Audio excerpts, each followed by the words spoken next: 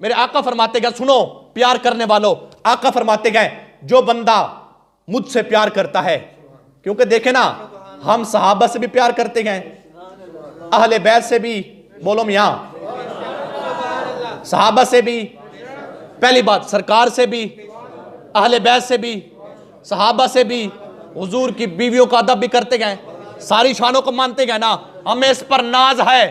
ہمیں ناز ہے، اور جو ان سے محبت کرے اور مر جائے انعام کیا ہے؟ آقا فرماتے ہیں، حدیث سنیں، فرماتے گئے جو مجھ سے پیار کرے، جو مجھ سے پیار کرے، میرے اہل بیت سے پیار کرے،